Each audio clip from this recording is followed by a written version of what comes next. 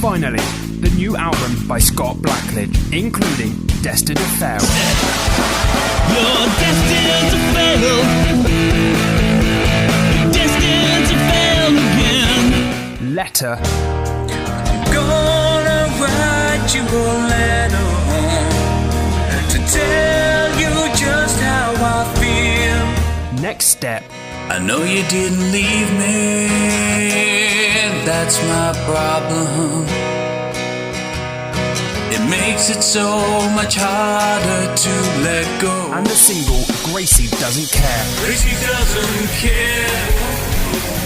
Gracie doesn't Scott care. Blackledge, finally, out now. Figure 4 Radio. Lock it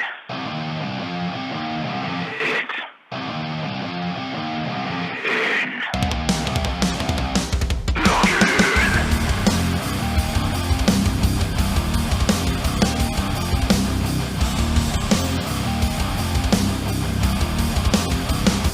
Lock it in. Hello everybody, welcome to Figure 4 Radio. It's the Mastermind Olie Spring. Today I'm joined by one of my favourites on the indie scene at the moment. It's the Banker Marc Lloyd. You alright? Hi Ollie, yeah, how's it going? It's all good. Well, welcome to Figure 4 Radio. Thanks for having me on. I've been wanting to speak to you for a while actually, because I think at the moment you're possibly one of, if not my favourite characters in wrestling at the moment. Thank you very much. Your little spiel that you do before your match, like, is one of the. I love being a commentator. But there are times where I wish I was in the crowd just to enjoy it, because your mic work and your ability to cut a promo in front of a live crowd is one of the best that I've seen at the moment. Where I almost want to start by asking, where did that little spiel come from? Because it's brilliant. I almost want you to kind of cut it on me right now. So like, yeah, introduce yourself. My name is Marc Lloyd and I'm the banker. Well, it just kind of wrote itself almost. Okay. When the banker gimmick was invented, it's just something that sort of come along with it, and naturally the play on banker and the other word. Yep, I love that, having a bit of fun with that on the because we say it's more the regional, it's the accent that makes it sound like wanker, but you know, of course they're saying banker, they wouldn't dare call you a wanker. Exactly. Yeah. It just kind of it just flowed and just kind of went with it. So yeah, I try and do that. I don't want to overdo it too many places, but certainly if I think it works. I really because like there's a handful of people, and I was watching Money in the Bank this morning, and there's a handful of people that just have that kind of like almost like a scripted spiel-y type. It's not. I guess it's a promo, but it is. It's more like a long catchphrase. And like you go back to people like D-Generation X and the Dudleys, like they have their thing, and you almost want to. And like Paul Heyman as well. You want to just shout it along with him. And I think it's becoming one of those iconic British things. Just when the banker comes out, you do the spiel. You wait for Donald to come out. You wait for Engelbert to come out, and like. It's a really fun thing to hear. Thanks. So yeah, I've never really thought of it like that, but I guess maybe if the banker is a good guy, then maybe people will be singing along with it. I'm secretly waiting for the day that the banker turns babyface and they get to properly know, because it's like I think it kind of reminds me of like Road Dogg when he used to come out and you didn't know, and then ladies and gentlemen, boys and girls, you know exactly what he's going to say, and it's not just a 2-word catchphrase, it's the whole speech. But everybody memorizes it. Everybody knows it, and I'm getting to that point now where I'm kind of the same, and I can see it coming. I know what's coming. I'm kind of almost in anticipation. No matter how many times I hear it, I still soak it up, and I still love it. So I'm a big fan of that. Thank you. I do love a promo. Yeah, let's talk about, where did the banker come from? Well, it was something that I come up with along with Richard Parliament. Actually, I've got to mention Richard. He's a guy that I've never met the guy, and I think the last show we were here in Ipswich, he was back, and it was the one DOA show that I couldn't make. I was gutted because I'm such a big fan of his ever since I saw him on Boot Camp. Yeah, big fan of Rich. I've known him for years, and I've done a lot of training with him in the past as well. And it's actually a sort of a training sort of situation where we kind of come up with it. And obviously it's similar to kind of his gimmick, but it's got a different spin on it. Yeah. Have you ever like tagged together or anything, or? We have, I believe, yes. Because that would be that's two people together that, throwing the banking. Because I guess banking and politics goes hand in hand at times. So it's quite a while ago, and I can't remember where it was or who it was for, but it was. I remember. Tommy apparently can. Yes.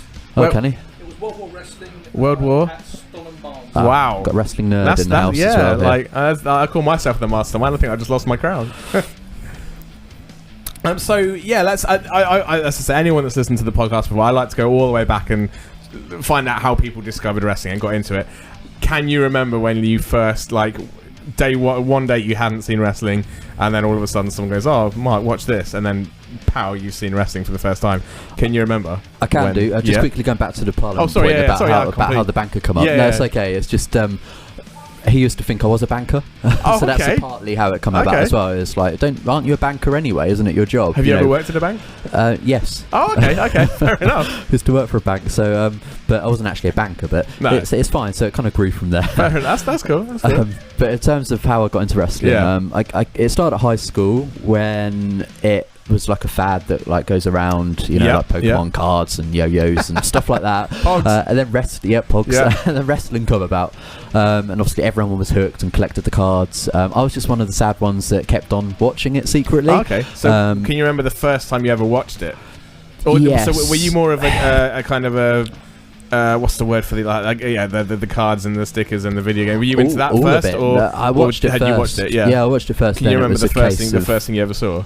I do. It was quite funny because it was old WWF. I've always kind of been a WWF guy, cool. And it was The Rock and Stone Cold in a tag match against someone. Okay. And I don't remember the specific match, but I just remember the commentators talking about the Brahma Bull and the Texas Rattlesnake and the Bionic Redneck, and I was like, who are all these people? I don't know who they are. So it took me a few weeks to kind of get to grips with it and understand, okay, so that's one person, he's just got a million nicknames, and but it was kind of then I kind of grew more to the characters in the wrestling rather than like The Rock and Stone Cold. I was more into Jericho and Angle, and those were probably my two biggest influences, like getting into wrestling. I think that definitely shows in your, I guess, because the banker, you're more than capable in the ring, but you've also got that character down to a T. I always say, like, whenever anyone's commentating with me, like, they always say, "Oh, should we go and ask these people about their moves?" And then, and like 9 times out of 10, I've asked people about their moves, and they just go, "Oh, I just hit this, I hit that," and I'm like, "Have you got a name for it?" And they're like, "Nah." Whereas I remember when you and I sat down, and you were like, "Well, I've got this move which I call Credit Crunch, and I got this one which is the Banker's Boot, and I got this one which is the Pay." I was like, there was so many, and you've thought about it on the same level that I do, I guess. Like, you've really thought about. I don't like the word gimmick, because gimmick. A lot of people kind of like assume it with, like, cheap throwaway gimmicks, but I guess it is kind of a gimmick because you're throwing it all into one package. But yeah, you think about it on that same level that I do, I guess, and I think that's why you're such a strong character, because you have all these things, kind of just like like Angle and Jericho. It wasn't just a Boston Crab. It was the Walls of Jericho, and it wasn't just a high angle backdrop suplex. It was the Olympic Slam, and exactly. I just try and tell some sort of story when I wrestle, and think about what am I doing here? What am I trying to achieve? And how can I make it a good moment for the fans? Yeah. And if that means me making a fool out of myself or whatever, then that's 9 times out of 10 what happens. Which happens quite a lot. Yeah. I was at WrestleMania last year, I think it was, when Kurt Angle was inducted into the Hall of Fame. You were there. Yeah, I was there.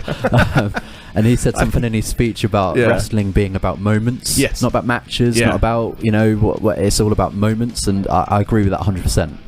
It's just, in fact, one of my favourite moments thing I've ever seen in wrestling was it was at Wrestling League, and it was before you were actually wrestling, but you did the raffle ticket spot, and where every single ticket was pulled out and you'd won, and I absolutely loved that. I was creasing. That was and that was a moment that and people bought into it, and just thought it'd be fun. Yeah, no, it was. I was tears of laughter for that moment. Really enjoyed that. So from watching wrestling, how long was it before? Because I've watched wrestling since I was a kid. Mm-hmm. At no point have I ever thought I want to try this. When did you kind of get to a point where you were like, you know what, I'm going to give this a go, or I think I can do this? To be honest, I've been racking my brains about why I wanted to get into wrestling. What was that one moment? I can't really remember, but I do remember one moment, and that was around 2007. Before that, I was at high school. I'd watched WWE or WWF back then, and that's what I was hooked on. But I was at Yarmouth on holiday, glamorous place to go on holiday, I know. But and there was a camp show in the local sort of house, or whatever you'd want to call it. And Johnny Storm was wrestling. Oh, wow. So he was like one of the first wrestlers that I've ever seen live. Yeah. And I think it was really that moment that made me think, hang on, there's wrestling kind of outside of the WWF. Yeah. And I was like, that's really cool. And being so close to it, I was on the front row hearing all the noise and the music, and I think that's what got me into wrestling, because I love the whole variety show effect of appeal of wrestling. It's not just about the athletic side of things for me, as you can probably get with my package that I bring to the ring. It's about a bit of everything, creating a moment. So seeing Johnny Storm really inspired me to try it, and a year later I did go to my first ever training school. Okay, and where was that? It's a place called Best of British Wrestling, which was based in Colchester, so it was the closest one to me at the time. And my first ever session was with Jody Fleisch. Wow. And I guess Johnny Storm and Jody Fleisch, they're like, whenever I commentate for their matches, I'm always like, these guys are like, obviously I say without them there wouldn't be any wrestling, but there probably would be, but those guys did so much in, I want to say their time, but I mean they're still going. They are still going strong. They've both never looked as good. Like do they even age? Yeah. It's crazy. It's true, it's true. Those two are so the British wrestling legends, and they deserve to be where they're at. So what was it like walking into your first training session ever? Like, did you know anybody else that was doing it, or? Nope, I just went on my own. Wow. Just thought I'd give it a go. Why not? Just like that. What did the session entail? Like, what was it like? To be honest, I can't remember too much. I remember taking my first bumps and stuff, and I remember Jody telling me off. Well, not telling me off, but he said, "Who's your favourite wrestler?" And at the time, it was Jeff Hardy. Okay. So I said Jeff Hardy, and it's like, I can tell. Because you're bumping around, flopping around like Jeff Hardy. So you can emulate who you like. And it's like, it's nothing wrong with that, but you need to probably clean it up a little bit. Fair enough. Yeah, that was fun. We did like an impromptu tag match, which was quite good. On your first session? To be thrown into it, yeah. Wow. Wow. Can you remember who, like, was there anybody in the training session with you that's still wrestling now? Yeah, quite a few people. Okay, who was in, like? I don't know if it was in that first training session, but I was only there for a few weeks before the school actually closed down, so it wasn't much of a good luck omen there. But it was there where I met Richard Parliament for the very first time, sort of back in 2007, 2008. Steve Morocco used to run it. He's a sort of local wrestler. Exodus, Berry, big 7 foot tall, guide mask. I know the monster. name. Yeah. I've seen him at World War, I think. He's been all over the place, but also Ali as well. Ali, Ali, oh, cool, yeah. Or Kid Crazy as he was back then. Yeah. So it's where I kind of met those guys. I've recently seen a picture of Ali OK without his beard. Without his goatee, he looks weird without a goatee. 15, doesn't he? I just don't recognise him. That was really weird.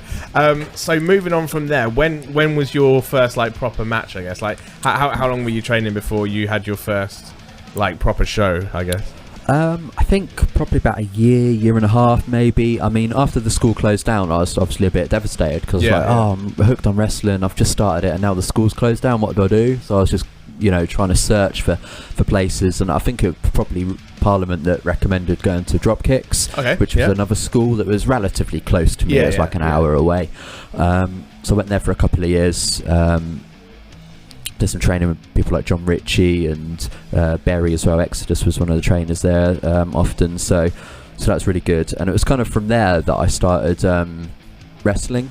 And until about 2011, I was wrestling as Mark Starr, kind of like Mark a baby face. Wow. Yeah, it was very similar to Jeff Hardy. Okay, had long hair, had colour in my hair. Used to swanton as to finish. See, because our friend Tim Lee, he has got a bevy of videos. Whenever I ask him about any video, like he will show me anything, and I'm watching a highlight show that he was showing me from one of his early days, and a guy pops up on the screen by the name of, I want to say, Marcus Harding. Oh, not Marcus Harding. And do you know much about that guy?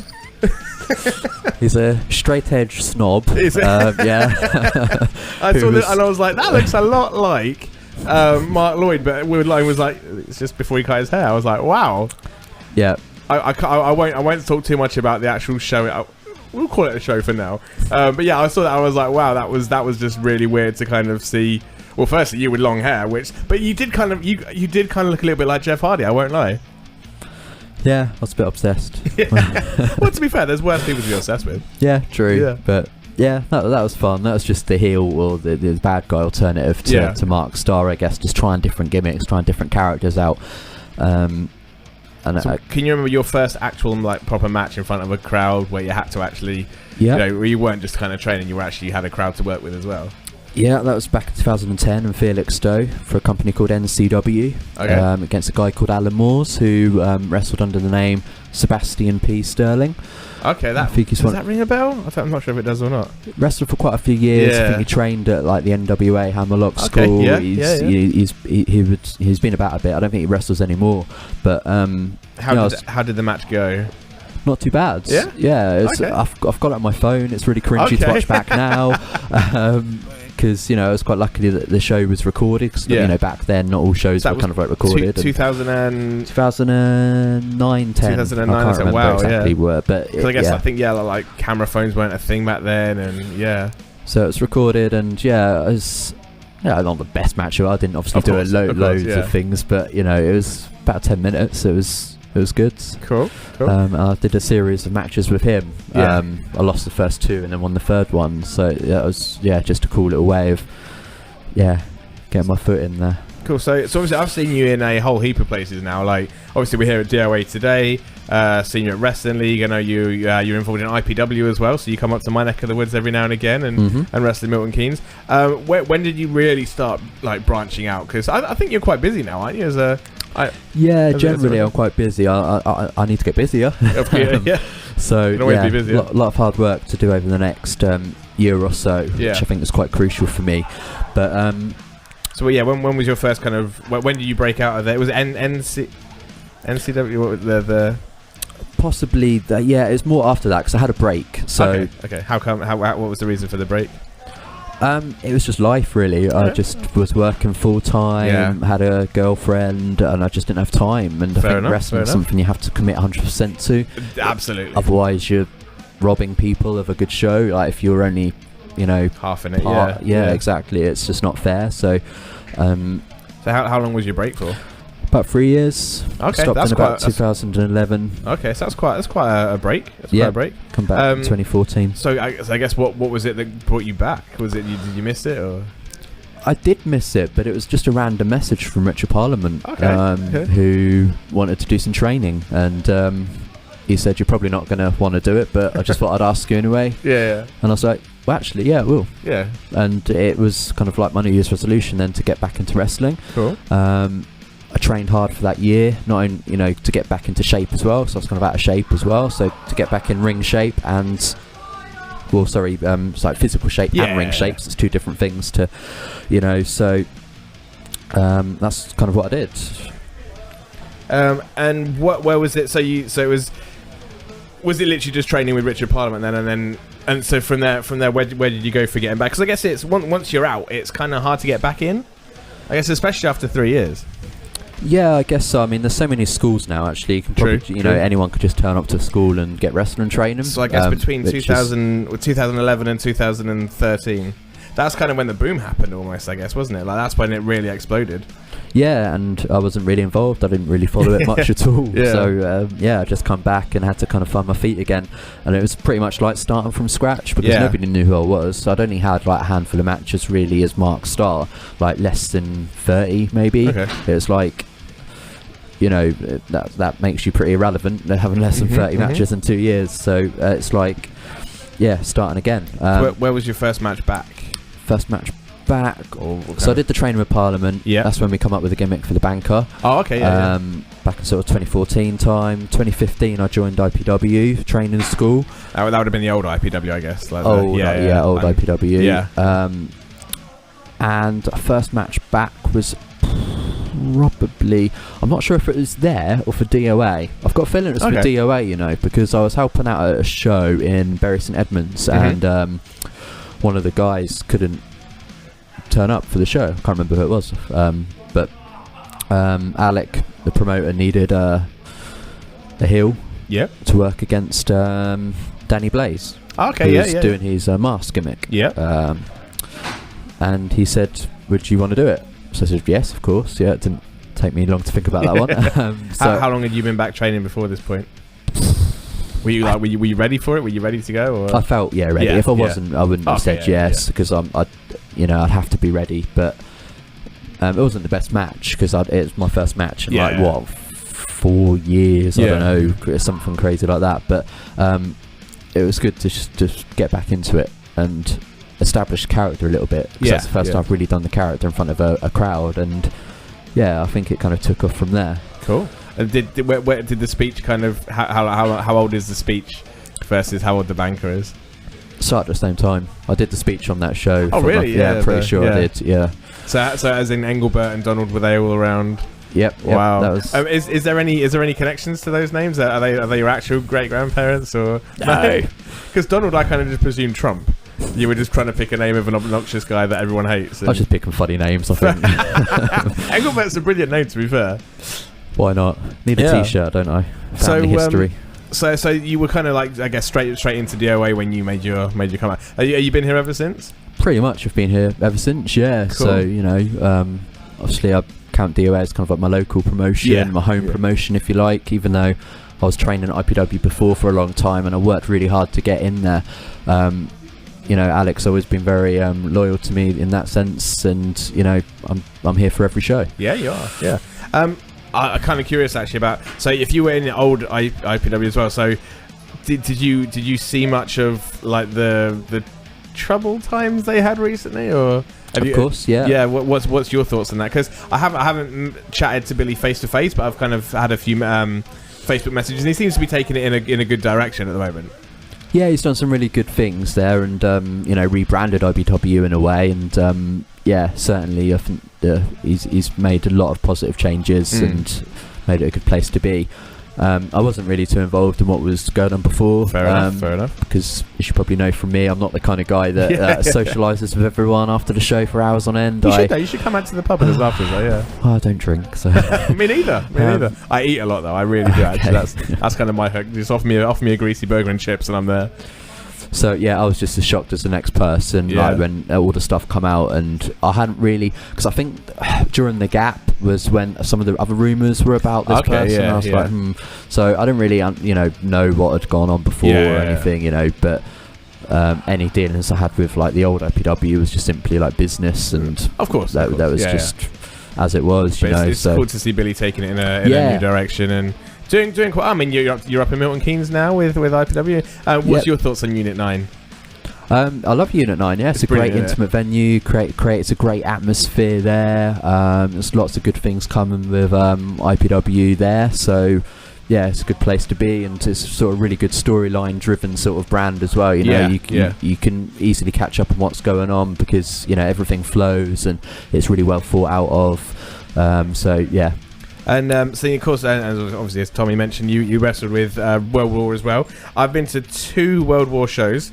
Yep. I think the first one, I was watching you were security, and we saw you kind of just chilling quite on security. And then the second show you were on, which was who were you? I'm trying to remember who you were.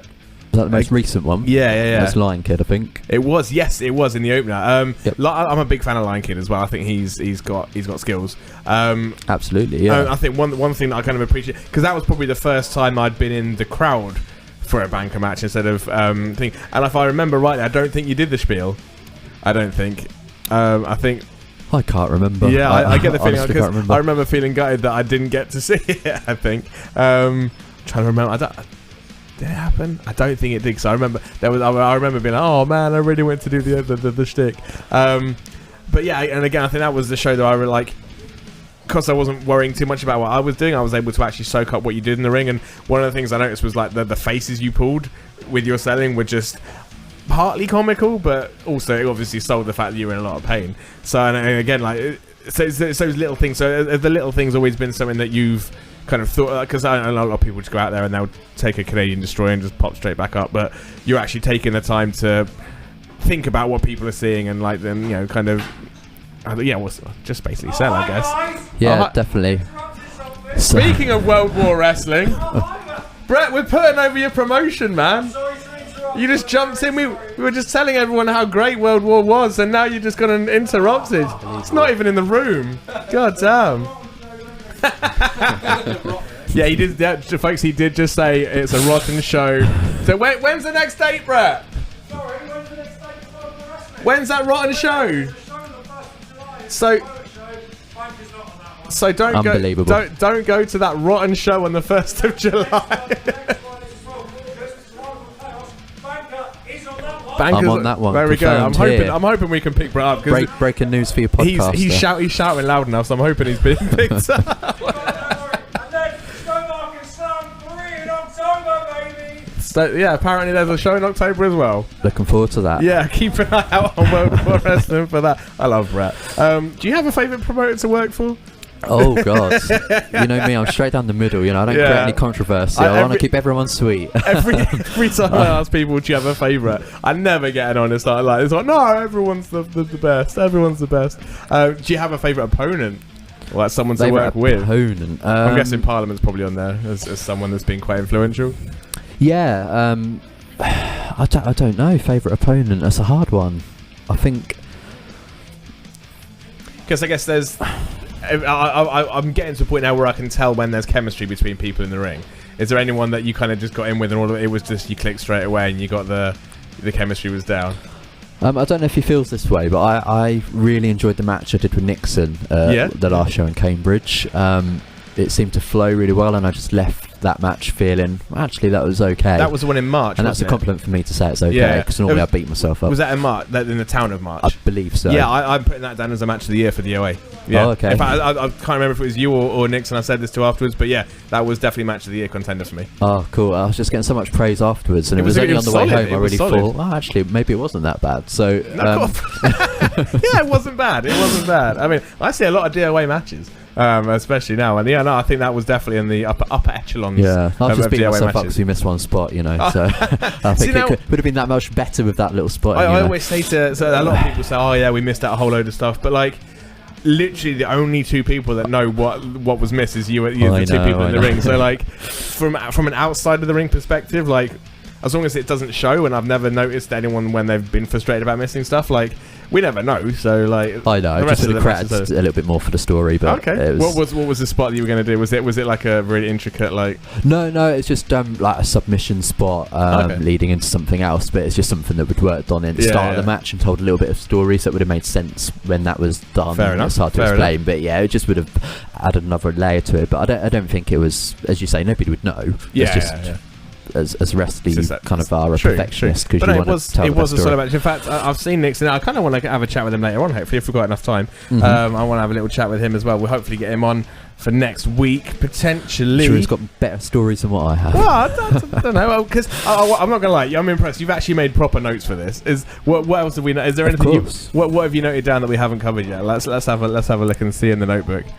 Oh, I don't know. Well, I noted down some of my injuries that I've had in case you asked me what you've had injuries. Well, of course, most people have had injuries. Of course, a hazardous. It is. It's not ballet. So what sort of stuff have you suffered? To be fair, there's not actually that many. But the biggest one was a concussion. Okay. So I've had one little concussion, one big concussion. Okay. What was the bit like? So what's a concussion feel like actually? Because obviously I've never had one. That I'm aware of anyway.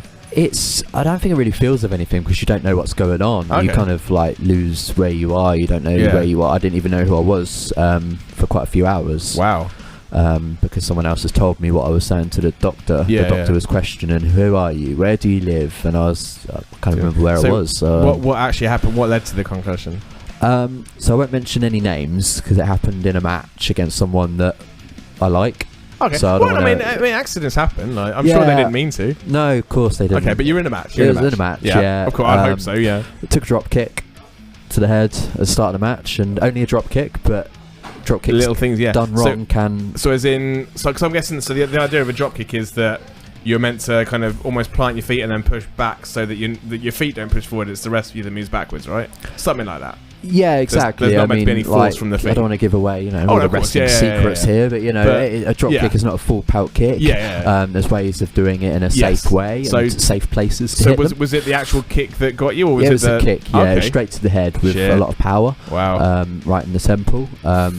And I was supposed to bounce straight back up because this was like a start of a match. I was fresh, but I didn't bounce back up. I was down, and I somehow managed to finish the match. How long? So that was the very first thing. This was like one of the first things in the match. And how long was the match?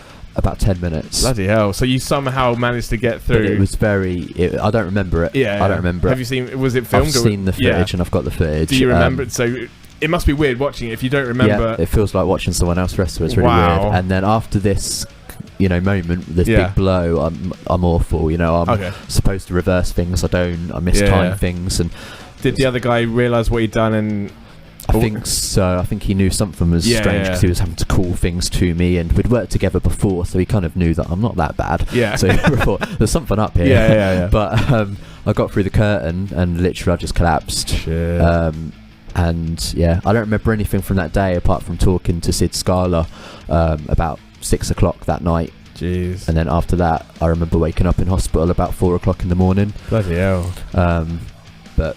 So obviously you have the concussion. You get. So you obviously end up in hospital. How were you in there for long, or? From about just guessing the time, about 9, maybe from 9 to, and I left the next morning. Oh, okay, so just overnight. Yeah, they didn't want me to drive home, but I kind of had to drive home. Wow, jeez. So how and so I'm trying to put myself in this. So you get obviously knocked out. You wake up the next day in hospital. You don't really know where you are. From a wrestling standpoint, how did it impact you? Like, were you out for a while, or? I was told not to do anything like physical for about 3 months. Wow. No big bumps or anything like that. No wrestling for 3 months. Because there are after effects of concussions. But I didn't listen. A week later, I was wrestling for the Adrenaline Championship, which I won. Jeez, okay. Was that your first show that you did for DOA? Yarmouth 7. Yeah. Shit, that was my debut. Match. That was your debut, yeah. That was you and Shogun. I didn't tell anyone because I didn't want Alec to pull me from the match. Shit. And I don't think he even knows this, so he's going to find out. Oh, but wow. Yeah, I had a concussion like the week before. Fuck. And so that was like last year. That was quite recent then. Yeah. Fairly recent-ish, yeah. Jeez. But I felt okay with myself. Well, if I wasn't, I wouldn't have done it. Don't get me wrong. I wasn't, seeing double before. I felt like I was okay. Wow. That's so. I guess you weren't overly worried then, being in the ring the week after. No, I just kind of did it. It was a big opportunity for me, and I as I said, I felt okay to do it. So I just thought, let's just go with it. Obviously, I didn't take any crazy head bumps. No, you didn't. Yeah, and I guess just to make sure, it was a triple threat match. It was you, Draven, and Shogun J, if I remember rightly. That's it. Yeah. And I guess in that situation, if you want to kind of take time out, you probably can, and let the other two kind of get on with things. And but as I said, I didn't alert anyone to that. Nobody knew because there wasn't anyone there from IPW. So it was just. Keep that one to myself and just crack on as normal. Fair enough. Because Alec would have protected me. He wouldn't have allowed me to wrestle, So he's very protective of his boys. So what was you say you had a little one as well? A little one, yeah. It's a bit embarrassing, this one, because it happened on quite a big show for IPW, and it was actually working with Dalton Castle, who it does a finish. I can't remember what he calls it. To be honest, I know the name, but he's a Ring of Honor guy, isn't he? And I don't really watch don't know if he's still the Ring of Honor champ. I don't know. He was the Ring of Honor champ, but again, it's so much to keep up with. I can't keep up with it all. Yeah. But I can't remember what his finish is. What it's called, sorry. But at the time, I didn't know what it was, which was the problem. Because he kind of spins you round, and then you kind of end up taking a front bump. I wasn't sure how to take it, and I kind of landed on my head. Oh shit! So I guess you didn't have time to practice it, or that's the thing. Yeah, we didn't. We were planning the match on the way out. This was a 6-man match, and we ran out of time. So he felt really bad afterwards, and I felt really bad because I was like, "You're Dalton Castle. I should know what your finish is." And he was like, "Oh, I'm really sorry. It's my fault. We should have gone through it, But it's I think it was more on me, but. It's a tricky one because the thing, you say, you're this guy, but then at the same time, if you don't watch Ring of Honor, is he around a lot of other places? Maybe not. No, I'm not. I've never seen Ring of Honor, so I'm aware of people like the Briscoes and obviously Young Bucks that are there. I'm aware of a lot of the main players, but I've never actually physically. They could turn up and sit in the front row tonight, and I wouldn't know it's them. So, Khan's just blowing me kisses. You can go now, Khan. Thank you. All the trying to put me off. Today. It's not going to work. So when you say it's a little concussion, how does that how does the little one differ to So I guess did you lose consciousness, or did you forget where you were, or? I had a moment of forgetting where I was, and I don't know whether concussion maybe is a too strong of a word for that. I don't know. A little blackout, I don't know. Yeah. But and Dalton said after the match, is like, I knew you were out of it because he looked at my eyes and they rolled back in my head as he was pinning me. And if you watch the footage back, you know, he's telling the referee, because this was the finish, obviously it's his finish move. So he's telling the referee, you know, check him out because he hit his head, and I'm carried to the back. I remember walking through the curtain, so I remember being up on his finish because he spins you round. So I remember spinning round and I was holding onto his waist, and he said, "Don't hold on, dude." So what's the finish? So he kind of like, you know, the Alabama Slammer when Hardcore Holly has you up like as if he's going to spine bust you almost. He kind of does that, spins you round, but then with your momentum, he pulls you in front of him, and you kind of like sit out. As like a front buster. Just can't remember. It's bugging me that I can't remember the name of the move. I'm sure people are listening and going, "Oh, it's that thing," but I don't know. To be fair, I don't know either. So, but I kind of landed on my head. Obviously, I protected myself a little bit. I must have done with my hands, so it would have been a lot worse. But devastating. It's good. What they want to see, fans, isn't a bit of carnage. Were you out for very long with that, or was that just a kind of you just get yourself home? No, that's just because as I said, I was straight back. I remember walking to the back, so it was only a temporary sort of blackout. Fair enough. So obviously, I guess you feel that obviously Dalton Castle was quite a big deal. Is there anyone else that you faced that's like? Is there any names you want to drop of like? Oh yeah, you know, I just faced Chris Jericho, you know, back in 2004 in IPW. You know, no big deal. Is there anyone else that you want to kind of name drop? I don't know. I mean, you know me, I'm quite humble. To be fair. Yeah, it's my saying, stay hungry, stay humble. Yeah. That's what I live by in wrestling. I guess. I don't know. In terms of bigger names, like... Or is there anyone that you're really proud to say that you've been able to wrestle? That's a slightly different question. Like is that true? Yeah, the proudest match I've had is probably working Johnny Storm in Ipswich about a year ago, just because I remember I said at the start about how he was the first wrestler I saw independently. Was that DOA? That's for DOA. Was that the one DOA show that I made, the Adrenaline Cup? I can't remember. It was last summer sometime in Ipswich. Yeah, I think it was the Adrenaline Cup because was that after? It was when you were the Adrenaline champ, right? I believe I was. Yeah, that was the one show I missed, I think. Okay. Yeah. But for me, that's just a proud moment. You know, wrestling Johnny Storm. Especially being the guy that almost kind of influenced you. Exactly, like big inspiration to me, and he doesn't really even know this either. So tag him when we share it, and we'll I know I don't want to be too much of a mark, but but that's a cool moment for me. I was like, wow, this is awesome. So wrestling Johnny Storm in my hometown, and I'm a champion in this promotion. So that was like a cool moment for me, and I'll always remember that. And then I got to work Jody as well at IPW Super Show. So that was, again, a really cool moment because he did the first training session I'd ever had back in 2007. Did he remember you? No, but I did tell him. I told him that he said that you bumped around like Jeff Hardy, and I showed him a photo that I took. Sounds a bit of a mark. Like, can I get a photo? But I wanted to document my wrestling training at the time. Honest, I wish I was a bit more like Brett with his photos. Like, I wish that I'd have, because I've met some really fucking cool people, but I've got no like photographic proof of this. Like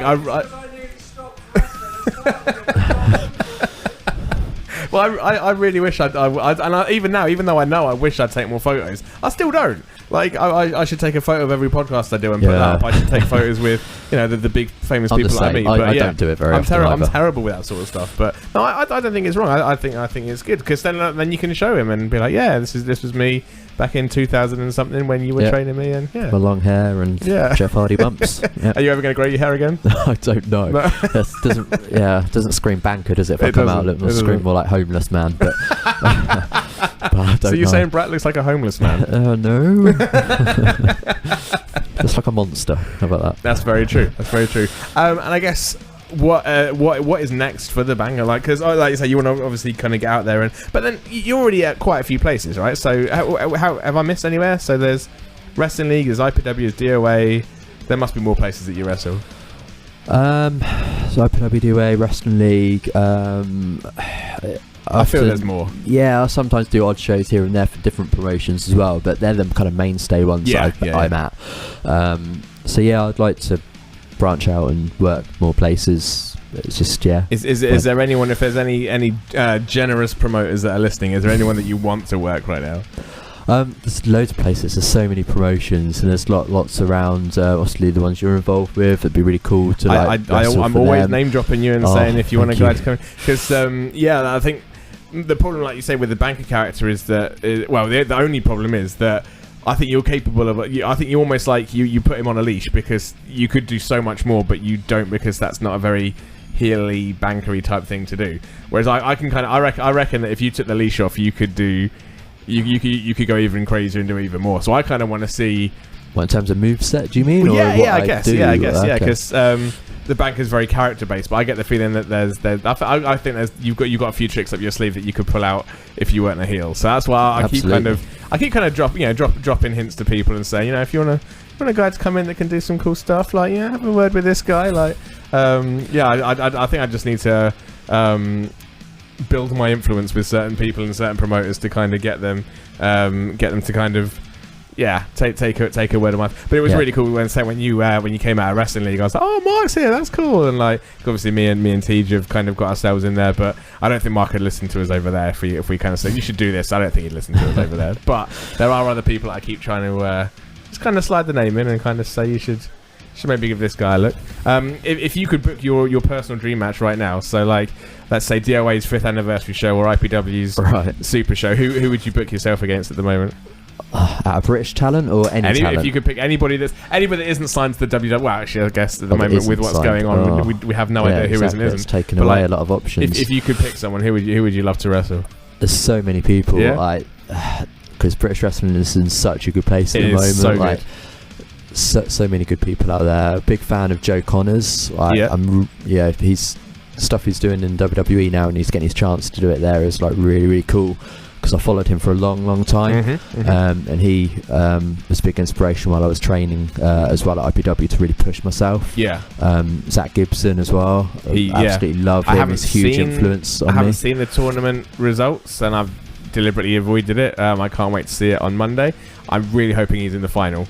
My predictions are it's him, and this is going to come out way after the tournament's been aired, so I guess this will be a good test of how good my predictions. I'm hoping it's him, and I want to say Travis Banks in the final. I think. Looking at the bracket, I'm putting a Gibson Banks final in my mind as the thing that they're working towards. Cool. But as I say, we'll see in a couple of days, and obviously when this is released, we'll already know. So we'll see if I'm a really good predictor or if I was way off the mark.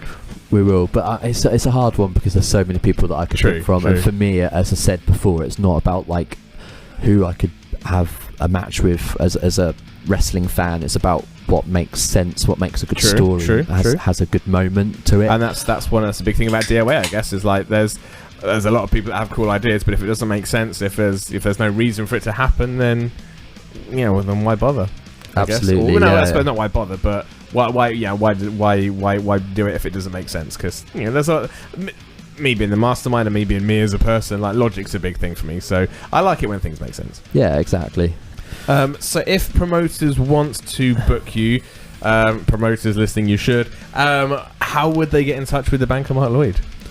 Well, I'm on social media as everybody always, should be, as everyone should be. So on Instagram, Twitter, and Facebook, if you just use the @Marc Lloyd Banker or Banker Marc Lloyd, I can't remember which way around it is. It'll come up either way. That's Mark with a C. It's Mark with a C. LLY Banker. LLYD. That's it. Yeah. I kind of like the bank. Is that where the Lloyd bit came from? Because the Lloyd's bank. I think so. Yeah. Was it Lloyd's that you worked for? No, it wasn't. It was RBS. Mark RBS doesn't sound as cool. Well, that does sound more yardy, I think. It was the one that fit, I think, the most. True. But yeah, and it just kind of stuck. But sometimes I'm just called the Banker rather than Marc Lloyd. I don't know. It's all good. And where are you? What's next in your diary? Do we know where you're going to be and what not necessarily the plans, but what promotions, what shows, what towns? Where is the where is the Marc Lloyd? Where is the Banker appearing next? So just talking about DOA as we're here today at DOA, I obviously need to mention DOA, of course. So we've got a huge show coming up on July 28th. We have. which of course is in Cambridge. Peter Nixon's Beach Ball Mania. Beach Ball, I can't wait for this. This has been. Alex has been talking about this for so long. I can't wait to see this come to fruition. There's a lot of matches already that I'm excited about. Do you know who? Have you been announced as in who you're facing, or not yet? No. Well, it might be by the time this is coming. Maybe, I don't we'll see. know, We'll see. But we'll keep that hush for now. Yeah, I'm looking forward to that. But then also the big announcement from DOA about the new venue in Yarmouth, which is going to be a huge show on the 25th of August. Time of recording, exclusive. At time of release, maybe not. But yeah. We can announce who you're facing for that, I think? We can, yeah. It's been announced, obviously, at the new venue, which DOA are really looking forward to and proud to bring DOA to. And I'll be facing Sugar Dunkerton. Yeah, boy. It's been an interesting match. He's a guy, I haven't seen any of his work, but his reputation precedes him, and yeah, he's a lot of fun by the sound he's over here on tour. He's doing a lot of shows in the UK, so I can't wait. And that's I'm sure you get to see a bit August of him. 25th. August 25th. In Great Yarmouth at the St George's Theatre, if I remember rightly. So, it's a great venue. I think the kids say it's sick. Oh, okay. If I was young, that's what I would say. It looks good. Bloody half-wits. Is what I'm going with. Yeah, bloody. Where did the half-wits come from as well? Is that because it just suits perfectly? But you say it, and I'm to be honest, I don't know. I don't know. It just stuck. I think any good character needs catchphrases and mannerisms to kind of go as a full package, and it's just part of what the banker does and says. Cool. So where else apart from we I mean, I know we're here at DOA and Alec will hopefully be listening, but we should probably mention that there are other places out there. Other wrestling promotions are available out there. So obviously IPW. Are you in Milton Keynes anytime soon? There's a huge Milton Keynes show coming up soon, I believe, on July the 4th. I hope I'm right with that. But the big super show next is on July 22nd, which is going to be really good. So that's featuring the Hurricane. And yeah, got a lot of good names on that one. Awesome stuff. Big show. You got the big show on? Not the big show. No, it's a big show, but not quite the big show. That would be a sight. Yeah, I don't think Big Show would fit in Unit 9. No, I don't think he would. Well, Marc Lloyd, thank you very much for joining me. It's been a fun little chat. Yeah, you're welcome. I've learned a lot about concussions today, which I wasn't expecting, but I'm glad you're in one piece for my debut at DOA as well. And we will catch you at all those shows. Thank you very much, Ollie. Cheers, buddy.